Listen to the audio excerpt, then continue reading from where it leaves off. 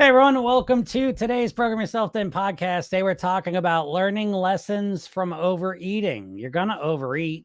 You're going to overeat for the rest of your life at times. There's never going to be a year in your life where you don't ever overeat or make a bad food choice. Right? So once you accept that, the next conversation becomes about how you recover from it. Right? How do you recover from it quickly and get back on track? One of the most, if not the most, number one important skill that you need to master is the ability to get back on track quickly, because the option that you never get off track is not possible. It doesn't exist. I know I keep harping on this, but dieting has trained your brain to think that the answer to your weight issues is to be absolutely perfect with your eating, right? You're going to start perfect and you're going to stay perfect until you get to your goal weight. That's how most dieters think. Very black and white, very all or nothing. But the truth is, you're going to make a mistake in your first week, probably, certainly in your first month, absolutely in your first year, right? So you're going to make mistakes. So that's the first step, is to really ground yourself in the mindset that I'm going to make mistakes. The secret is, how do I get back on track quickly? And I believe one of the fastest, most important things you need to do to get back on track quickly is to learn from your mistakes, to learn from the times that you overeat or choose the wrong food. You need to learn from it. Your brain gives up pain for learning. And if you learn from the mistakes you make, your brain is much more likely to let it go and move on. And not only do you get to move on, but the best part is you get to move on with better strategies. This is how this works. You're going to make mistakes. You acknowledge that and accept it. You learn from it quickly and you get back on track fast. That's the secret. And very few people do this. So what are the lessons you can learn from overeating? And that's the big question. And that's usually the most interesting part, because it's probably the thing you've not paid attention to the most, right? Because usually what happens when people overeat or make a unhealthy food choice is they usually beat themselves up. And so then they're just piling on top of themselves about how bad a person they are because they did the wrong thing. But the alternative to that is that you can start to ask the question, what can I learn from this? And the way I like to ask that question is, I love saying, if I could go back in time, knowing what I know now, to that moment when I made that decision, right? So right before I decided to, eat the cookies, the bag of cookies, or right before I decided to eat the whole pizza, I want to go back to that moment. I want to say, knowing what I know now, if I could go back to that moment with my brain that I have right now, my knowledge, my wisdom, what would I have done differently? And this question is very powerful because, first of all, it gets you out of the beating yourself up mindset, which, again, I'm not, well, I think I am a nice person, but I'm not saying this because I'm a nice person. I'm not saying don't beat yourself up to be nice to yourself. I'm not even saying that. I'm saying stop beating yourself up, because it doesn't work. It's not effective. If beating yourself up helped you manage your eating and control your weight and your health, I'd say keep doing it, but it doesn't work. Okay. And it doesn't work because you never learn anything from it. When you're beating yourself up, you're just existing in the exact same headspace that got you into the trouble in the first place. So again, what I want to do is I want to go back to that moment, knowing what I know now. And I want to ask myself, what would I do? Now, I know a lot of you say, well, I just eat the same. I do the same thing. Would you? I'll give you an example. This Sunday, I took my mom to a special meal that she wanted. She wanted to get fried clams out on the coast. And so I took her there and I got a bunch of fried food and ate it and felt like shit, really, for probably a day, a total of a day afterwards. So what I learned from it? Well, I went back and I learned that I don't need to eat that much fried food to enjoy myself. I actually would have enjoyed myself a lot more if I'd gotten the smaller portion. That's number one. Now think about that learning though, right? Because I'm not beating myself up for doing it. Of course I'm going to do it. It was a special occasion for my mom. That's what she wants to do. I want to go there. I want to be part of it. I'm going to do the same thing. The real secret is that I could have ordered something smaller. Now, when I first think ordering something smaller, typically I'm thinking about like a dieter. So I'm thinking about what I'm going to order. I'm saying, okay, I need to get less. But initially my mind's saying I need to get the full order in order to really enjoy myself. That's what I thought in that moment. When I went and ordered that food, I'm saying I need to get all of it. I need to get the full order to really enjoy myself. What I know now that I didn't know then or wasn't thinking about then is that that smaller order would have been way better, because halfway through that order, I was like, oh, this is getting to be quite a bit much. I'm not even enjoying this anymore. Okay. I did not think that when I was ordering the clams. I didn't think it would be enough. I was wrong. So when you start to look at things this way, you allow yourself to evolve, to grow, to learn, to become the person you want to be. And it's not just this forcing yourself to not do what you want to do, right? Because that's what all dieting is. It's basically you using your willpower to fight against yourself so that you don't do the thing you want to do. What I'm talking about is completely different. What I'm talking about is going back to that moment with the knowledge that you have now and saying, I didn't need that much. Actually, I would have enjoyed myself more with the smaller thing. And a lot of times when you look back at your overeating, you're going to learn a lesson very similar to this, that you did not need as much as you thought you did in the moment. And this is the core point I want to point out to you, is that a lot of times when you're making your overeating decisions, your unhealthy food decisions, it's because in that moment, you're in a mindset that says, this is what I need to do to feel better. You hear that? Like, this is what I need to do to feel better. Now, feel better could be feel happier, feel relaxed, feel rewarded, feel, celebrate, whatever the feel better may be. Your brain is saying, I need to eat all of that food. I need to get all of that. I need to eat that, do that to feel better. And then you eat all that. And 10 minutes after you finish eating, you don't feel better. You feel like shit. This is very common. And as you start paying attention to the consequence phase of the food, right? Because as soon as 6 seconds after you finish eating, you officially enter the consequence phase. And in that phase, if you go and did like I did and eat a whole plate of fried food, that consequence phase, usually you're going to feel shitty. So instead of beating yourself up for doing the wrong thing, remind yourself that I don't need this much food to feel good. Actually, I would have felt better with some less food. Now, when you start thinking that way, that's when you start truly, genuinely making shifts and changes in your eating. So I hope you really hear what I'm saying here, because when you start to learn from your mistakes, instead of beating yourself up about them, that's how you start to truly, genuinely change in ways that you probably cannot even imagine. And so I hope you play around with this, go make some mistakes or reflect on some mistakes that you've made. Ask yourself, if I could go back in time, knowing what I know now in that moment, what decision would I have made? The magic question. And you will start to feel the benefits of that question and the answers that you get from it. All right. So I hope this helps you out. If you want to go deeper into this process, make sure you click the link in my bio or go to programyourselfthin.com. Go get the free hypnosis session I made for you. I made you a training. Go check all that stuff out, and it'll help you along your path. So if you have any questions, feel free to ask them. I know I've been, last 2 weeks have been crazy. I apologize. I've been missing you all, missing my lives, and it's good to be back. And even though I'm late here today, I'm an hour later than normal, but am here. So yes, my goal is to help you all and to help as many people as possible with their goal weight. So if you're struggling in any way with weight, eating, mindset, feel free to ask questions. I'm happy to help you out. I see the narrative says, I love your content. You've helped me a lot. Well, thank you. I appreciate you saying that. A little screenshot of that.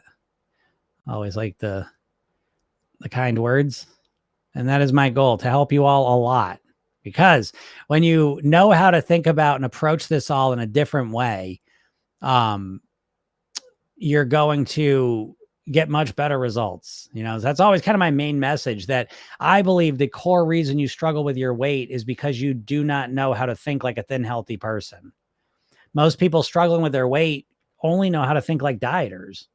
And if you think like a dieter, you're pretty much going to struggle with your weight, right? That's kind of the definition, in my opinion. There aren't a whole lot of thin and healthy dieters, right? So right at the core of the problem is your mindset and how you're thinking about this whole thing. So it is my goal to get on here every day. And I'm usually every Monday through Friday, usually. Things have been a little crazy in my life, so I've missed a little bit here and there, but it is my goal to be here every day to help you all in any ways that I can. So yes, any questions you may have, feel free to ask them. I know it's funny too. I don't know. I feel like I'm smack dab in the middle of summer. I don't know if anyone else feels that way.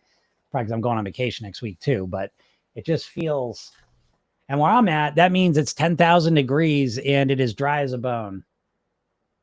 Part of my lawn just has literally turned to dust. So I don't know. I might be shifting over to a rock lawn. I don't know. But anyways, I hope everyone's having a nice summer.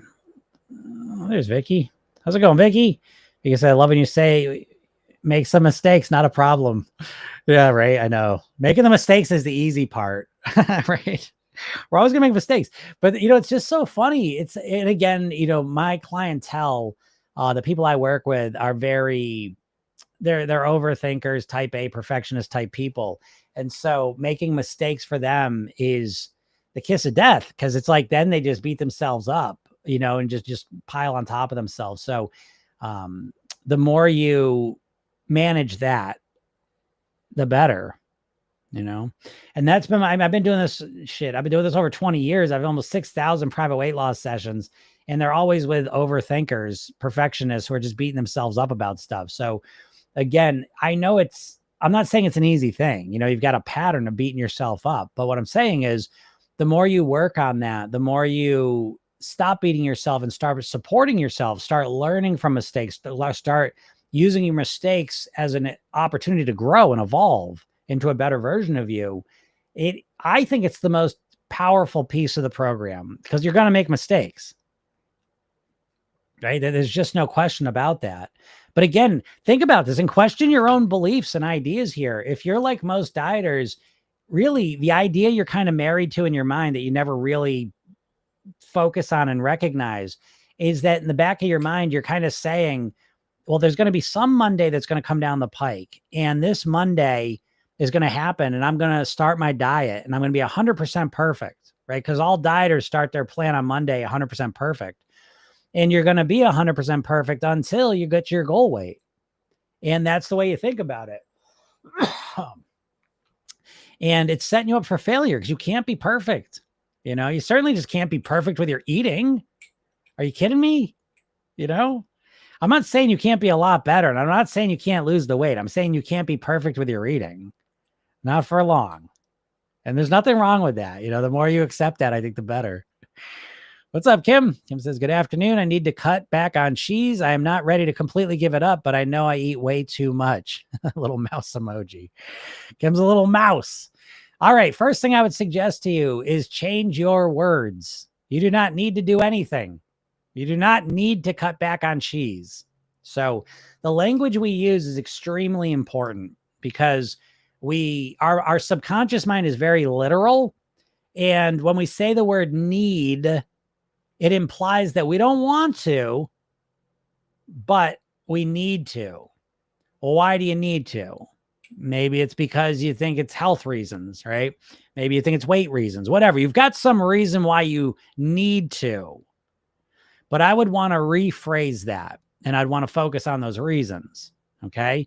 Listen, whenever you say, I need to give up cheese, I need to stop eating ice cream, I have to, anytime you feel like you're being forced by some outside force and you use that language, what's happening is you're giving energy to this rebellious part of you. Autonomy and your ability to choose what you want to do is such a powerful force. And when you frame things in terms of what you have to do or need to do, and you don't want to, but you have to do it, you make it harder, I think. So the alternative I would suggest is that you phrase it like this. I want to cut back on cheese because, right? Now you put your reasons in. So you say, I'm going to work on cutting back on cheese because I just read that there's a ton of saturated fat in it and it's not good for your arteries. And I'm really serious about my cardiovascular health. And so I want to cut back on the cheese.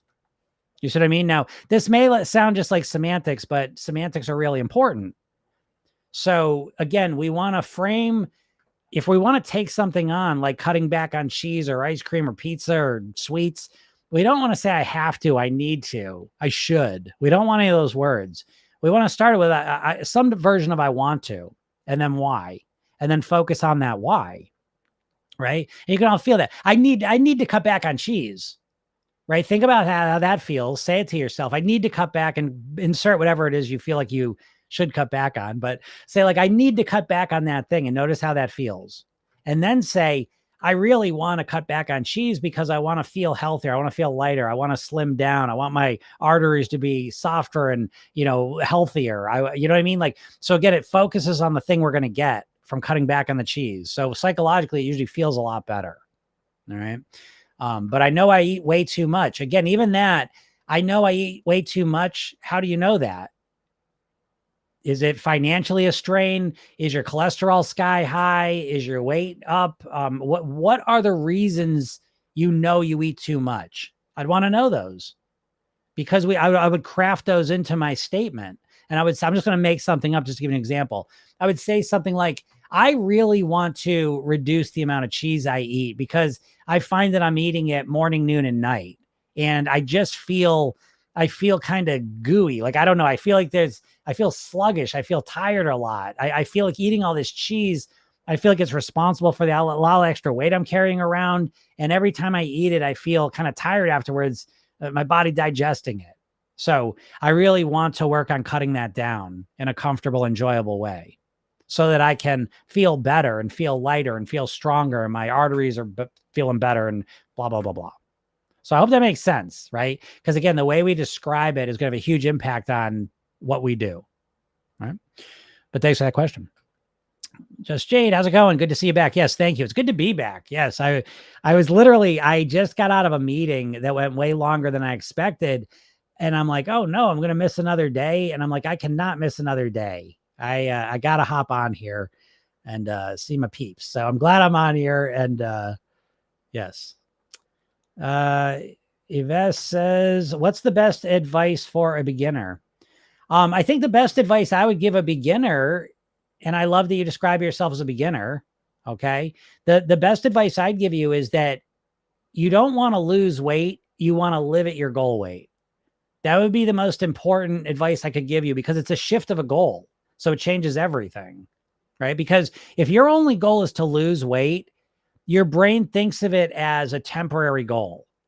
Right? I just want to get to my goal weight. And that's how that's how all you dieters think, by the way, is you think of this as a temporary goal. Like, I'm going to diet until I get to my goal weight. I said, what are you going to do then? Well, I'll figure it out, but I just want to get to my goal weight. And so for most people, their goal is to get to their goal weight. But what happens psychologically is now you think of that goal as a temporary thing. So, okay, well, I'm just going to do this. I'm just going to diet until I get to my goal weight. Okay, what's the most extreme diet I can do? Because I just want to get this over as quick as possible. And that's the mental trap most dieters are caught in. And it puts you on this hamster wheel where what happens is you're not thinking about dieting or food or your weight at all. Then all of a sudden you get really upset about your weight and you say, that's it, I got to change it. You dive into some really strict plan, and they're all strict, folks. All of the diets are strict. Mediterranean, keto, counting point, all of it's strict the way dieters do it, because they all jump into it on day one being 100% perfect. And so you jump into 100% perfect because you're so fired up. You do it 100% perfect for a couple of days or a couple of weeks. You make a mistake and you completely quit. Then you get really upset eventually again, and you repeat the whole cycle. And most of you have probably done that now tens of hundreds of times. So my suggestion to you is that you change your goal from wanting to lose weight to wanting to live at your goal weight for the rest of your life on near autopilot.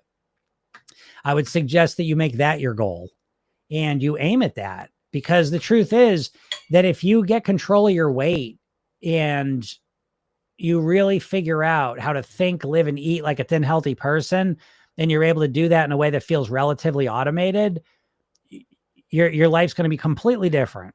And the other piece of that is that the process of doing that is way easier than dieting. Dieting is extremely stressful and overwhelming. Doesn't matter what diet you pick.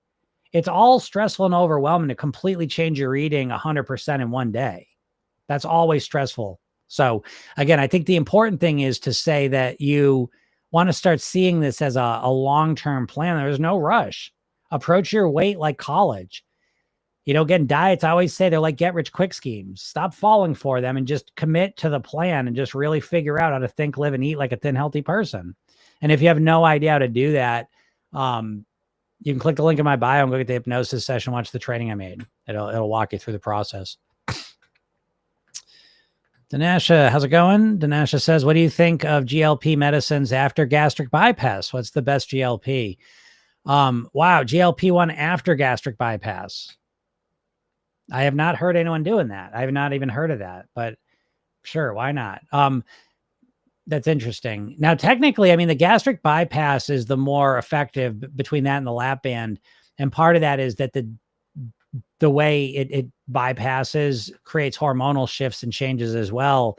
that I had read were somewhat creating effects similar to GLP-1s. And I don't know exactly the mechanisms that make that work or not, but that's what I've heard. Boy, gastric bypass and then GLP-1. I don't know. What's the best GLP-1? I have no idea. I don't really pay attention to GLP-1s. I mean, you got to understand, I'm not against GLP-1s, and I think that they're the right answer for people that don't want to do the work that I'm talking about here. If you don't want to put the time, effort, and energy into, getting your mindset, lifestyle, and eating patterns dialed in, then yeah, GLP-1s are probably your best bet. But yeah, to combine gastric bypass and GLP-1, yeah, I wouldn't even have the first idea how to go about that. So obviously talk to your doctor. I'll have to look that up. I haven't even heard of that. And that's interesting. So again, I mean, you understand where I'm coming from. And I'm not against GLP-1s, but also you understand that GLP-1s compared to programming yourself thin are way down here. I know GLP-1s are better than diets. Okay. But diets don't work. So yeah, obviously. But again, you have to understand if programming yourself thin works for you and you figure out how to think, live, and eat like a thin, healthy person, and you're able to manage your mindset and you're able to manage your lifestyle and your eating and you dial it all in, you're at your goal weight and it feels relatively easy and enjoyable and comfortable, and you got that plan for life, like that's superior to GLP-1 that you have to inject into your body for the rest of your life. You only get 16 months of weight loss with GLP-1s. We don't know what the long-term effects are. So in that sense, so I don't spend a whole lot of time talking about GLP-1s. Yeah, and especially with gastric bypass, I wouldn't even know what the extra, things to take into account would be with that. Sunrise says, every night I say I'm not going to have a snack before bed, and every night I do. Yeah, well, okay, Sunrise, here's some interesting psychology for you. Your subconscious mind does not understand negatives, okay? So if I tell you, and get all your willpower together and do not think about what I'm about to tell you. All right, y'all ready? You can all play. Don't think about a banana. Don't think about a yellow banana. Don't think about a yellow banana. All right. You done thinking about a banana, or did you never think about it? What happened? You thought about a banana, right? Your brain doesn't understand negatives. So in order to make sense of the sentence I'm saying, in order to make sense of don't think about a yellow banana, you got to think about a yellow banana first. And then you try and do some shenanigans to not think about it. So, Shelly, every time you're telling yourself, you're literally programming yourself, by the way, which is you're using the same process we use in the program. It's just you don't realize it and you don't know how to use it for good. But yes, folks, we are always pre-programming ourselves, right? And so this is another reason why diets don't work, because diets are famous for focusing you on the exact thing you want to reduce or eliminate from your diet. So Shelly over here every day is saying, I'm not going to have a snack before bed. I'm not going to have a snack before bed. Now, by the way, Shelly, it's not even you just saying I'm not going to have a snack before bed. In your mind, you're literally imagining the specific snack you eat, what it tastes like, what it feels like to eat it. So I'm just going to pick something, but what you're really thinking in your head is, I'm not going to have that cookie tonight. I'm not going to have that chocolate chip cookie tonight. I'm not going to have the Chips Ahoy tonight. I'm not going to have the Chips Ahoy tonight. I'm not going to have the Ben and Jerry's tonight. I'm not going to have the Ben and Jerry's tonight. I'm not going to have Ben and Jerry's tonight. Right.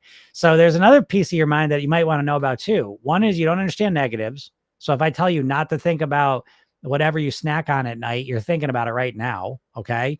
But number two, and this is the big one, the problem is that your subconscious mind can't tell the difference between vivid imagination and reality. So this is why you like movies and TV shows, because you watch them for the vicarious experience. You're watching light on a screen and sound waves hit your ears, but you're having an emotional experience. If you're watching a horror movie, you're nervous. If you're watching a drama, you're sad. You're watching a comedy, you're laughing. You're watching a sporting event, you're releasing adrenaline in your body. So your mind makes imagination real. So what you're doing, Shelly, is you're constantly, every night, I say, I'm not going to have a snack. Every night you're programming yourself to have a snack because you're thinking about eating that snack and you're doing it through your imagination. So you're literally getting some of the experience of getting that snack and you're boosting up the desire and the cravings for it. So yeah, so I would stop doing that. Now you say, well, so what do I do? Well, what do you want to do at night?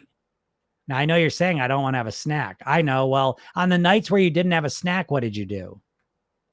I know this sounds so strange, right? Because now you're going to say, well, I just sat there. Great. Then you can start saying, I just want to sit there tonight. From 9 to 11, I just want to sit in the chair and watch TV and then go to bed. You see what I mean? Like now there's no snack in your mind. So that's the first step. I'm not saying that's the only step, okay?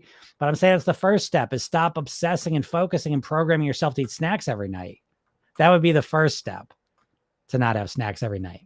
Now, the other step I will tell you, okay, that's just removing it, right? So again, in Program Yourself Thin, we have the 3 R's. We have replace, reduce, remove. We have options, okay? So you got 3 options with this snack. The first one that all dieters want to do is just remove it. That's the hardest one, but whatever.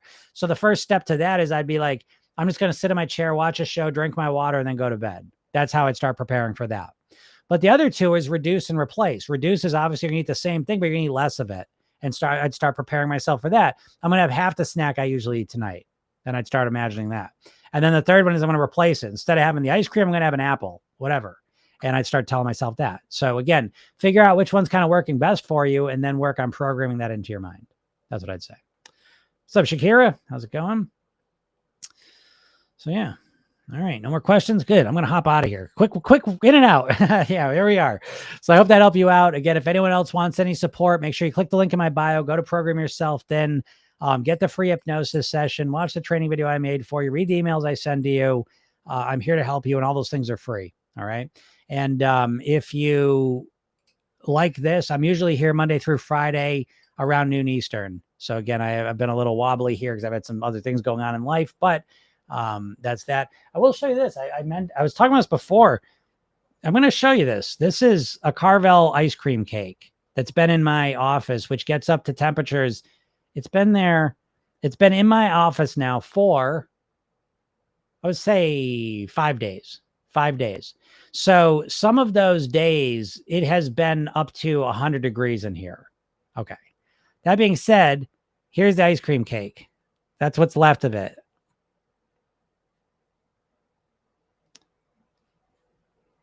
So I just wanted to point that out. So the chocolate's ice cream. Okay, we know this. The white stuff that I thought was ice cream is never melted.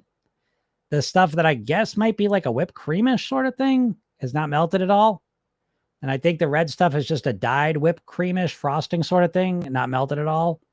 So I know, if you know, about emulsifiers and things like that they use in these foods, so they can transport them cheaper and lower the cost. But I think sometimes it's a little jarring looking at things. Again, this has been in a 100-degree room for days. It's been the last 3 days. It's probably got 100 degrees in here because I have not been in here and the air conditioner's been on, whatever. So that's where we end up. I want to give you all the views. I'm not trying to shit talk. I'm just showing you. So again, I'm not saying anything good or bad about it. I'm just wanted to show you that. Thought it was interesting. So if you do pay attention to food, that's just something to keep in mind. It's always good to see what we're eating more clearly. So anyways, all right, everyone. Again, I'm here Monday through Friday, usually around noon. This is also a podcast. Program Yourself Thin. So you can go on any podcast platform, search it and listen to them. We got over 500 of them. And yeah, have a super day. And we'll talk soon. Bye.